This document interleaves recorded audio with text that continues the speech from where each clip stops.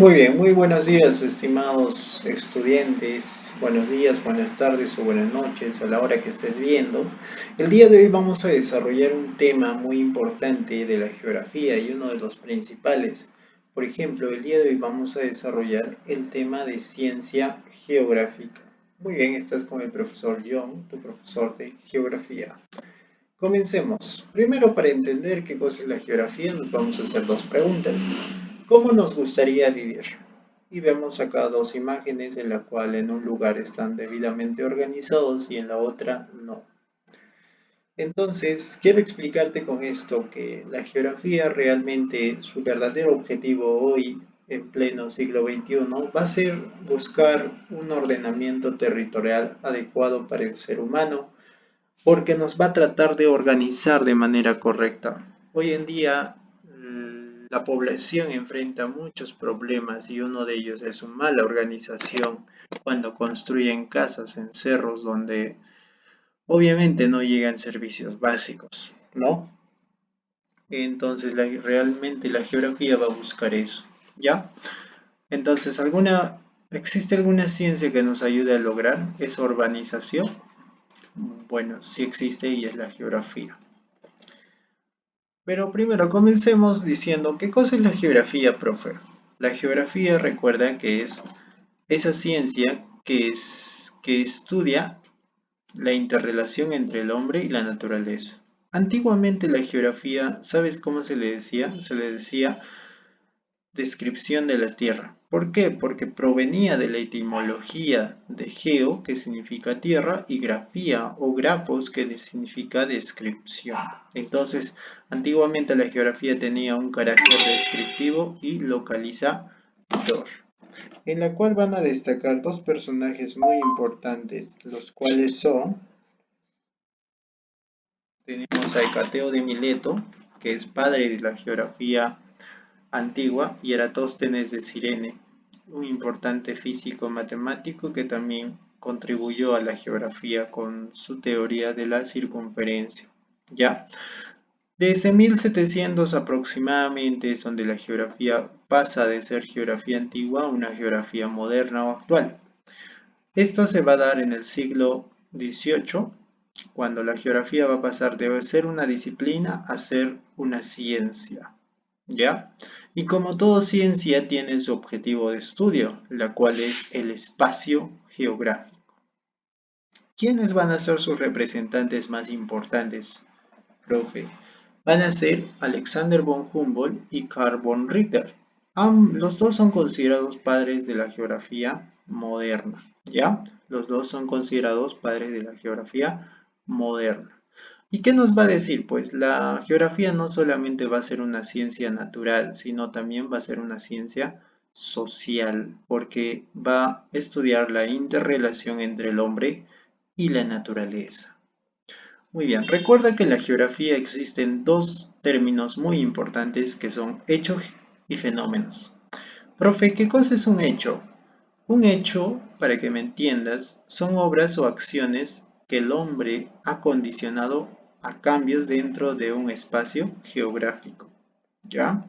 Son esas acciones, obras que el hombre va a hacer y van a modificar nuestro espacio. En cambio, un fenómeno geográfico no lo va a producir el hombre, sino lo va a producir la naturaleza. Por eso van a ser eventos o procesos producidos por la misma naturaleza. ¿Ya? Estos tienen características, por ejemplo, de ser imprescindibles, incontrolables e inalcanzables, o mejor dicho, inevitables, porque no se puede saber. Por ejemplo, en los fenómenos geográficos tenemos las inundaciones, terremotos, sismos, erupciones volcánicas, cosas que no podemos saber en qué momento va a suceder, no podemos evitar tampoco porque es algo natural. Ya en cambio los hechos geográficos son controlados por el hombre y es con su propia intención. Por ejemplo, tenemos el canal de Panamá, el canal de Suecia, la carretera transoceánica, etc. Muy bien.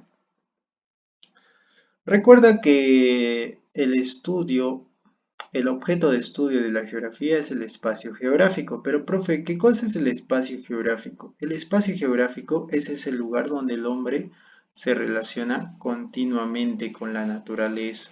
Por ejemplo, esta imagen de acá, en la cual nosotros nos estamos relacionando constantemente con la naturaleza. Más que todo, lo que se realiza son las actividades económicas, ¿ya? El hombre va a utilizar el espacio geográfico para hacer actividades económicas, por ejemplo, en lo comercial, extraerá recursos naturales y las venderá, ¿no? Lo recreativo, cuando tú vas a un lugar para hacer un deporte extremo y estás utilizando las montañas, una carretera, etc, etc. Lo científico, a veces el hombre va a ciertos lugares como cuevas y analiza, ¿no?, los tipos de piedra, el tipo de suelo, etc.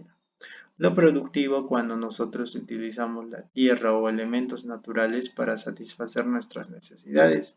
Y en lo educativo, para lo que sería para el aprendizaje, ¿no? Recuerda que el espacio geográfico, querido estudiante, está dividido en dos: naturales y sociales. Naturales tenemos a los lagos, montañas, acantilados, todo producido por la misma naturaleza. Y en lo social tenemos la vivienda, carreteras y muelles. Muy bien, profe, excelente. Recuerda que el espacio geográfico tiene características. ¿Cuáles son, profe? Primero, es dinámico. ¿Por qué es dinámico? Porque va a cambiar constantemente. ¿A qué se refiere eso, profe? Es que un lugar, un espacio geográfico nunca va a ser igual durante el transcurso del tiempo. Por ejemplo, esta imagen que ves acá es Lima, pero es la Lima antigua, aproximadamente en sus inicios, cuando se dio el virreinato, antes de eso todavía. Luego de eso, esta es la Lima actual. Como te das cuenta, antiguamente Lima era una zona productiva, pero hoy en día no es productiva, es metropolitana, ¿verdad? Donde se aloja la mayoría de la población peruana, ¿no? Y considera la capital del Perú. Muy bien. Recuerda que también el espacio geográfico se va a ubicar mediante coordenadas geográficas. Por ejemplo, acá tenemos una coordenada geográfica de ¿qué? De Lima, ¿no? Y estos se van a utilizar los famosos documentos cartográficos, el famoso mapa. Y otra característica del espacio geográfico es que es diverso por su heterogeneidad. ¿Ya? Cualquier espacio geográfico que tú vayas no va a ser el mismo, van a ser diferentes lugares. Y eso se puede ver. Por ejemplo, en el Perú tenemos tres tipos de macroregiones: sierra, selva y la famosa costa. ¿Ya? Listo. Pasemos al siguiente. Por ejemplo, en este lugar de acá, un valle interandino, ¿será un espacio geográfico? La respuesta es sí, porque hay elementos sociales y naturales y aparte acá están practicando una actividad económica que es la agricultura. ¿El desierto de Atacama, profe, será un espacio geográfico? La respuesta es no, porque en esta imagen de acá no se ve ningún elemento social. Aparte de ello, probablemente acá no exista presencia de seres sociales por las condiciones geográficas. Los pantanos de Villa, sí, porque acá tenemos la presencia de un elemento social que es un ser humano y probablemente esta persona está haciendo acá el famoso turismo, que es otra actividad económica. ¿El cráter Ubinas, profe, será un espacio geográfico? La respuesta es no, porque es un lugar donde obviamente sí hay elementos naturales, pero escasean los elementos sociales. Y aparte de ello no es adecuado para vivir. Profe, ¿el monte Everest será un espacio geográfico? La respuesta es no. ¿Por qué? Porque aparte no hay elementos sociales y no se hace alguna actividad económica acá. Y la meseta del Bombón, profe, sí es un espacio geográfico porque se practica una actividad económica que es la agricultura. Muy bien. ¿Cuál es la importancia de la geografía entonces, profe? ¿Por qué estudiamos geografía? Primero, estudiamos geografía para conocer nuestro espacio geográfico. Recuerda, nosotros queremos conocer nuestro lugar donde vivimos y aparte de ello, cómo usarlo a nuestro favor, ¿no? ¿Por qué? Porque este espacio geográfico nos va a brindar recursos, los recursos con los cuales nosotros vamos a, a utilizar de manera sostenible, ¿vale? Muy bien. Luego pasemos a que la segunda importancia del espacio geográfico es conocer las características del territorio. No vas a ir a un lugar donde es la selva probablemente y tú no conozcas las características, ¿no? Por una de sus características es que es una zona bastante templada, por así decirlo, calurosa, y no vas a ir ahí con tu tremenda casaca gruesa, porque probablemente te va a dar mucho calor y te vas a quitar la casaca. Entonces es importante por eso. Y aparte de ello también para conocer dónde están los recursos naturales que necesitamos para la producción, ¿no?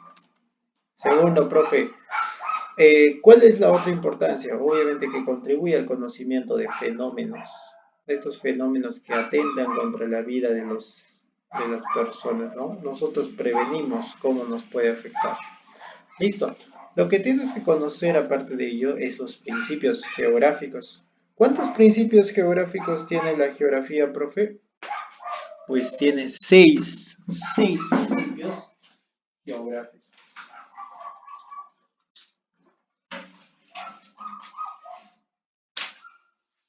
¿Cuáles son estos principios geográficos? Los siguientes. Por ejemplo, tenemos el principio de localización y extensión, formulado por Friedrich Ratzel. ¿Qué nos dice? Que todo hecho y fenómeno geográfico se puede ubicar en un lugar exacto, ¿ya? Que todo hecho y fenómeno geográfico se ubica en un lugar exacto.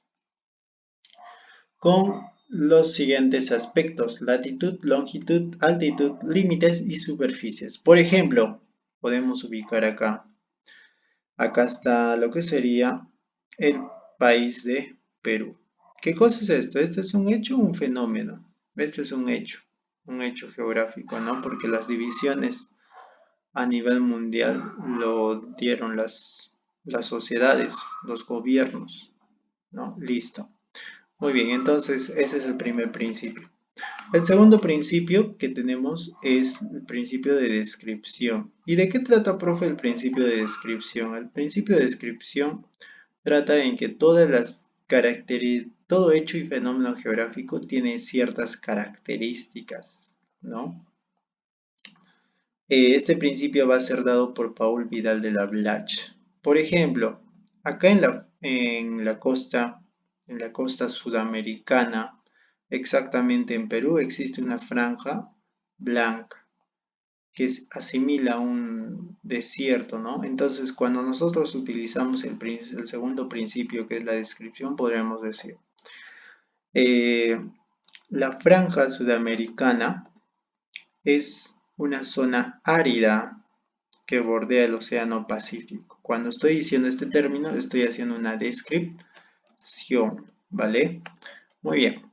Tercer principio, comparación o universalización. ¿De qué trata este principio? Este principio nos dice que todo hecho y fenómeno se puede comparar. Por ejemplo, yo puedo comparar lo que sería la selva peruana con la selva brasileña. ¿Qué es lo que voy a buscar? Voy a buscar obviamente sus semejanzas en qué son iguales y sus diferencias en qué son diferentes, ¿no?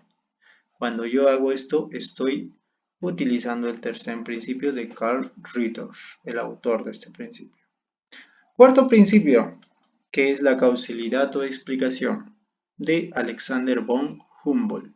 ¿Qué nos dice este principio? Que todo hecho y fenómeno tiene una causa, o sea que cualquier cosa que suceda por la misma naturaleza o por el ser humano tiene una causa. Por ejemplo, como vemos en la imagen de acá, esta es la causa de qué cosa, de un fenómeno geográfico conocido como un sismo. ¿Cuál es la causa del choque de dos placas continentales, tanto la placa de Nazca como la placa sudamericana, la cual hace una convergencia en este punto, lo cual provoca una fricción muy fuerte entre dos placas y provocando movimientos telúricos en la superficie terrestre? Ese es el principio de causalidad. Luego tenemos el quinto principio, que es conexión y relación. El autor es Jean Brunes.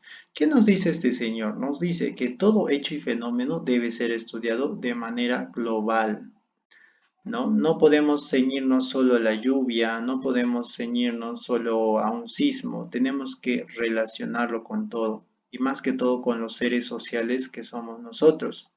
Por ejemplo, el exceso de lluvias durante el verano en la región andina origina huaicos, ¿no? Vemos cómo hay una relación, una conexión de un hecho y fenómeno geográfico con otro hecho y fenómeno geográfico, en la cual está afectando actividades económicas en un espacio geográfico, ¿vale? Luego tenemos el principio geográfico de actividad o dinamismo, también formulada por el mismo autor que es Jean Brunes. ¿Qué nos dice este señor? Nos dice que todo se encuentra en constante transformación y cambio. Esto puede ser modificado por agentes naturales o sociales. ¿Ya? Naturales cuando la misma naturaleza es el cambio en ese espacio geográfico y sociales cuando una persona, una empresa o seres sociales hacemos un cambio geográfico en el espacio geográfico, ¿vale? Por ejemplo, acá vemos la evidencia de un agente natural que hace un cambio. Por ejemplo, la costa del centro está influenciado por la frialdad del mar, cubriéndolo de nubes, estratos, haciéndolo más intensos durante invierno. Como vemos, este espacio geográfico ha sido modificado por un agente natural. Recuerda que la geografía tiene sus divisiones. La más conocida, por ejemplo, son lo que sería la división general o división local. ¿Qué nos dice? La geografía puede ser estudiada de dos maneras. En la división general nos dice que la geografía puede ser estudiada de manera global y en la división local nos dice que la geografía puede ser estudiada de manera particular. Por ejemplo, podemos estudiar todo el clima a nivel mundial, como también podemos estudiar el clima del Perú. Y finalmente, la geografía tiene ciencias auxiliares. ¿Cuáles son sus ciencias auxiliares, profe? Por ejemplo, tenemos la astronomía, la astrofísica, la astronáutica. Yo solamente voy a mencionar las más importantes. Por ejemplo, tenemos lo que sería la geodesia. ¿Qué cosa estudia la geodesia? Estudia la división imaginaria del planeta Tierra. Otro importante sería la cartografía. La cartografía, ¿qué cosa estudia, profe? Estudia lo que sería la elaboración de mapas y planos. También tenemos lo que sería la litología. ¿Qué estudia la litología, profe? Estudia la estructura de las rocas. También tenemos la climatología. ¿Qué estudia la climatología? El clima, ¿no? Y sus elementos. También tenemos lo que sería la eología. ¿Qué cosa estudia la eología? Los vientos. La demografía también es muy importante. ¿Por qué? Porque estudia las características de las poblaciones y más que todo su distribución a nivel mundial. Y finalmente la topografía, que es igual que la geodesia, no más que la única diferencia es que esta va a ser en menores dimensiones, menos que 25 kilómetros.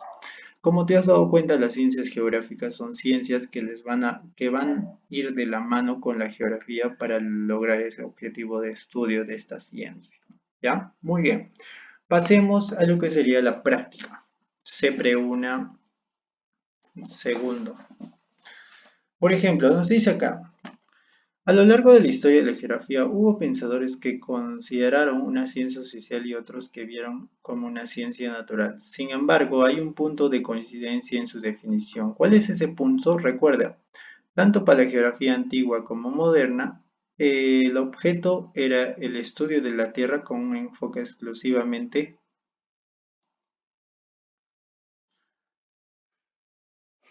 Ya, editaremos.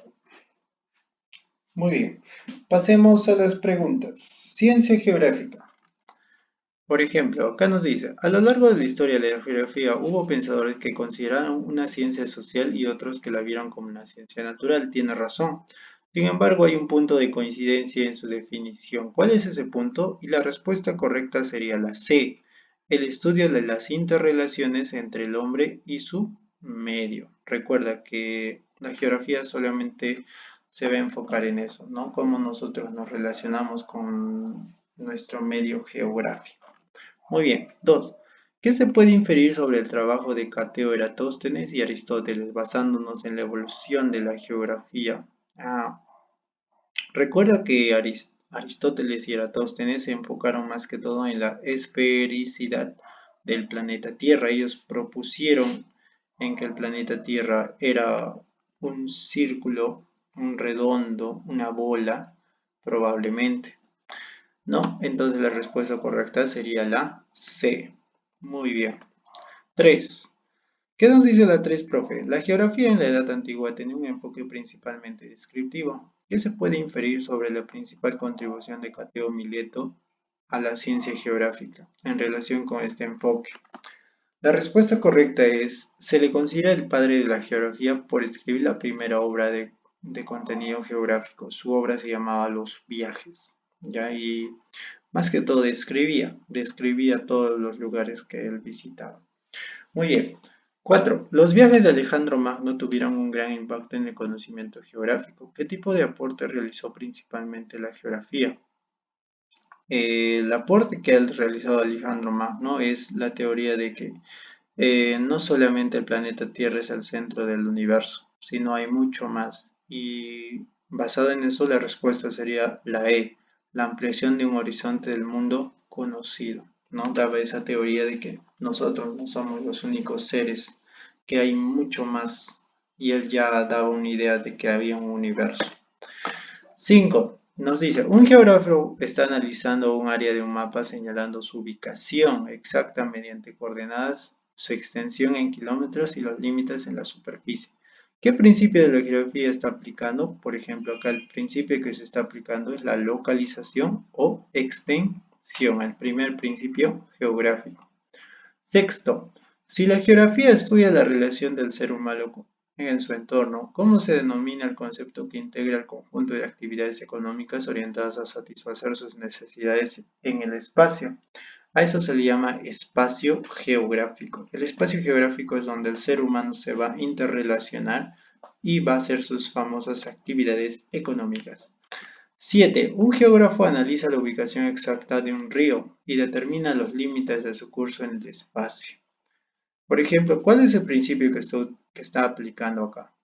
Es el principio, lógicamente, si está ubicando, es el principio de localización. 8. Un explorador que se dedica a estudiar cuevas y cavernas en diferentes regiones del mundo, ¿qué ciencia auxiliar de la geografía está utilizando? A esta ciencia que estudia cuevas, cavernas, se le llama espeleología. ¿Ya? Entonces la respuesta correcta sería la B. Muy bien, eso sería todo de mi parte. Espero que se me haya entendido y eso sería todo. Gracias. Cuídense.